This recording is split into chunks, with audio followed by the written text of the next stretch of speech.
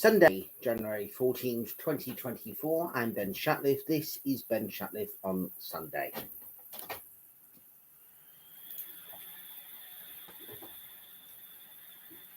Let's look at the Bible and look at Daniel. And we'll go to it's 3:4 and chapter 8:16. Shadrach, Meshach, and Abednego answered and said to the king, O Nebuchadnezzar, we have no need to answer you in this matter.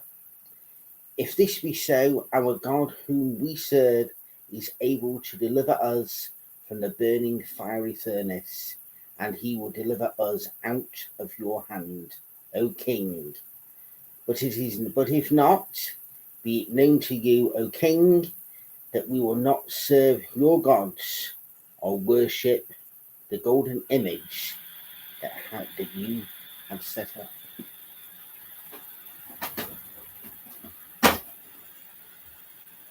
Let's look from ITV News at the news stories which are affecting us on this Sunday afternoon.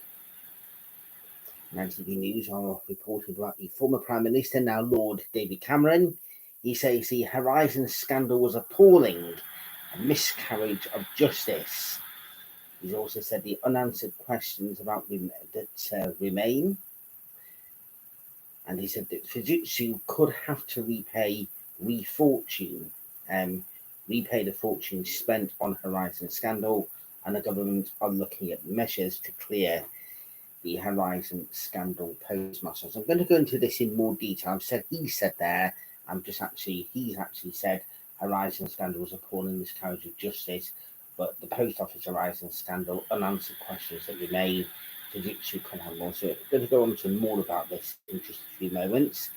In Iceland, a volcano erupts for the second time in a month. Lord Cameron has also said that the UK could strike Houthi rebels again. And King Charles has sent his best wishes to the new King and Queen of Denmark. Let's also have a look at how Sky News are reporting on the events which are going on in the world today. Cameron warns of danger and instability in the world as he defends UK strikes on Houthi. Denmark has new king and queen as the abdicates in historic moment for the country and for Europe and the world. The volcano erupts in Iceland as lava penetrates through. And Sky, you can actually watch live on the Sky News app this as well. Snow and ice warnings extend across the United Kingdom as the country braces for a big freeze. 5 migrants have died while attempting to cross the Channel to the United Kingdom. Mr. Vapes versus the Post Office warned the Post Office apparently said nobody. Apparently, the writer was told nobody would watch the programme. More watched than what was potentially said. Donald Trump re-election could threaten UK's national security, claims the MI6 boss. The Iranian president praises brave Yemen. And, of course, the situation and Israel facing ongoing atrocities. The situation in the Middle East continues to worsen as each day goes on. And, of course, nothing on there at all whatsoever about what is happening in Ukraine. So, of course, we need to be thinking constantly about what is happening in Ukraine for peace, stability and freedom for all the people. Now, I did say as well that I was going to mention something in relation to what's happened in regards to this debate on the Post Office. It's a situation which is it's absolutely awful without any shadow of a doubt at all whatsoever. And I'm going to say hello to somebody who streamed on to watch Ben Shatliff on Sunday Live. Hello to you as well. Hope all is well. I won't mention any names on the programme of anyone that might be live participating, just in case people don't want to know, but hello. Mr. Bates and the Post Office, a hugely successful drama on ITV1, but it's all based on complete reality. I've not seen the complete drama, I've just seen small parts of it, but what I did see in an interview just shows it of how these horrible situations that people involved have experienced. But of course, it's been on the news constantly since before and also since the programme, and it just seems to get even worse by the day. There is no doubt whatsoever that computer equipment from Horizon was definitely at fault, and Fujitsu also should have been looking into the situation more, and so should politicians on all sides. And as each day is going on now, this is something where people are trying to blame the current government, but it's not just the current government, it's any government that's been around for the last 20, 25 years or so. So that's Labour, Coalition, Conservative, the entire lot. And there even Sir Tony Blair was believed to have been triggered about it, and Harriet Harman also raised the issue as well. So that was even going back into the late 1990s, early 2000s. So the big question now is exactly what is going to happen next for those poor people who've been affected by this, these poor postmasters and postmistresses. Some of them are no longer with us, some of them have passed away, some of them even ended up having to face jail terms. And this is a scandal that is so big, it's just absolutely awful. Now, how many of us in our own ordinary, everyday working lives can work somewhere and we then get told that there is a new piece of software which is going to be used, or a brand new system? And then you might have a scenario where a few people try it out as guinea pigs to make or break the system. And then sometimes we might say, it's our new system, it's not working very well, various different problems, teething issues, once things do get rolled out.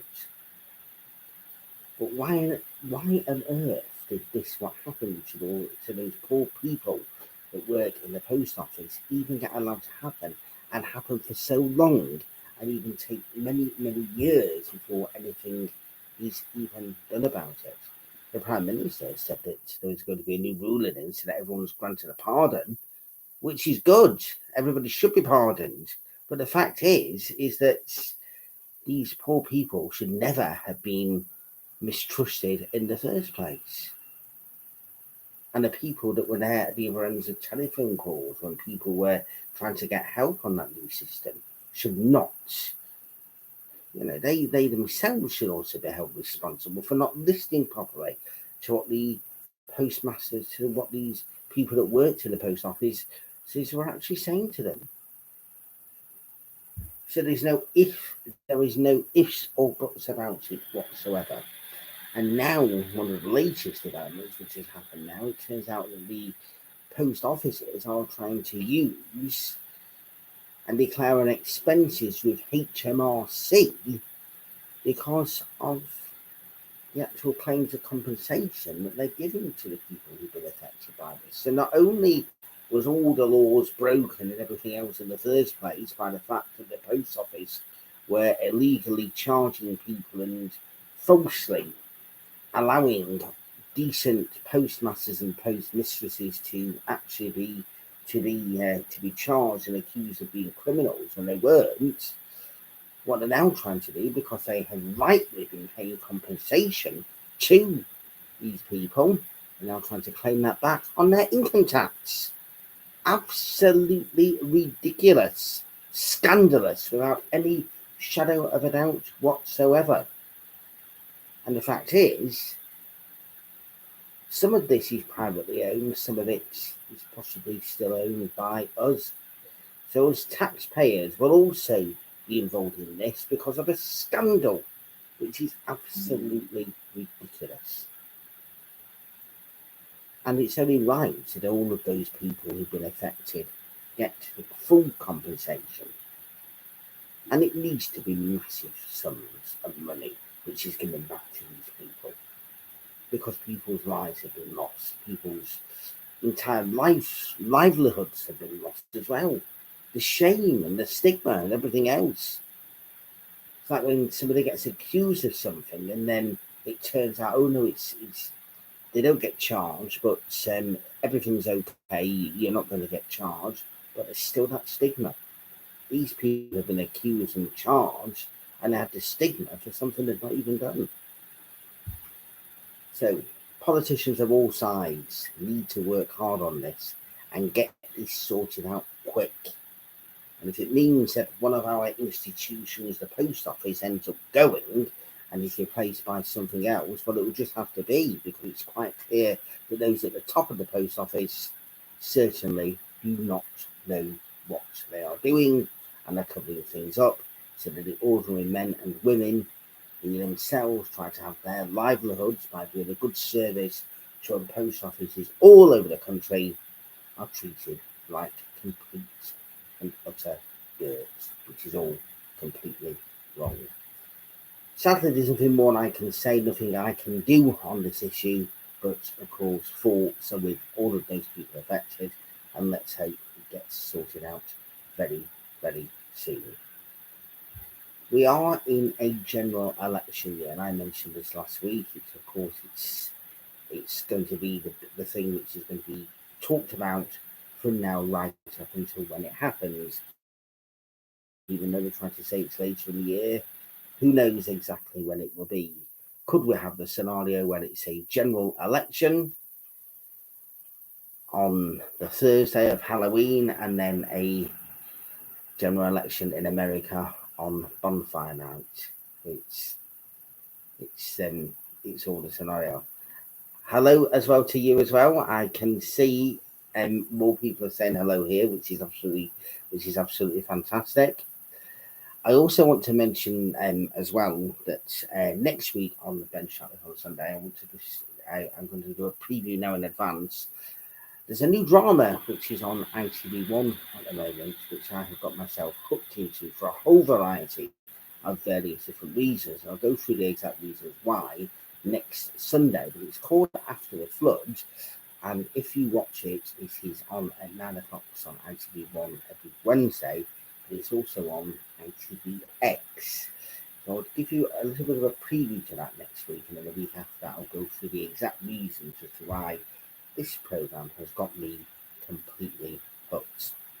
Right, that is it for this week. A bit shorter, sorry for the rant, but understandably, everything that goes on in our world, then it's important that somebody speaks up about exactly what is going on. Thank you for all those people who are watching live, which is very nice. It was more than one people watching live. Please subscribe to Ben Shatliff online, and also please like what you have as well. And we'll do some fun as well on Ben Shatliff on Sunday. Until next week, take care, stay safe, and have a good week. Goodbye.